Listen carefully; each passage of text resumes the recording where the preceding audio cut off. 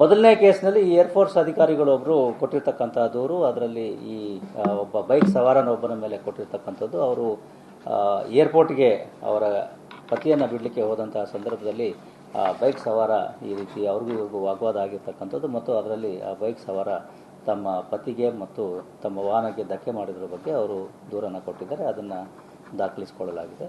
ಎರಡನೇ ದೂರನ್ನು ಬೈಕ್ ಸವಾರ ಏನಿದ್ದಾನೆ ಆತ ಏರ್ಫೋರ್ಸ್ ಅಧಿಕಾರಿ ಆತನ ಮೇಲೆ, ಅಂದರೆ ಮೊದಲೇ ದೂರುದಾರ ಏನಿದ್ರು ಅವರ ಪತಿಯ ಮೇಲೆ ಕೊಟ್ಟಿರ್ತಕ್ಕಂತಹ ದೂರು. ಅದರಲ್ಲಿ ಆತ ಈ ಹೋಗ್ತಾ ಇರತಕ್ಕಂತಹ ಸಂದರ್ಭದಲ್ಲಿ ಸಣ್ಣ ಬೈಕ್ ಟಚ್ ಆಗಿರತಕ್ಕಂಥ ಒಂದು ಇದರಲ್ಲಿ ವಿಷಯ ವಿಕೋಪಕ್ಕೆ ಹೋಗಿ ಈ ರೀತಿ ತನಗೆ ಆ ಏರ್ಫೋರ್ಸ್ ಅಧಿಕಾರಿ ಹೊಡೆದಿರೋದ್ರ ಬಗ್ಗೆ ಮತ್ತು ಸ್ಟ್ರ್ಯಾಂಗ್ಯುಲೇಟ್ ಮಾಡಲಿಕ್ಕೆ ಪ್ರಯತ್ನ ಮಾಡಿರೋದ್ರ ಬಗ್ಗೆ ಮತ್ತು ಆತನಲ್ಲಿ ಇರ್ತಕ್ಕಂಥ ಮೊಬೈಲ್ ಫೋನ್ ಮತ್ತು ಕೀಯನ್ನು ಕಿತ್ತುಕೊಂಡು ಬಿಸಾಕಿರೋದ್ರ ಬಗ್ಗೆ ಆತ ದೂರನ್ನು ದಾಖಲಿಸಿದ್ದಾರೆ.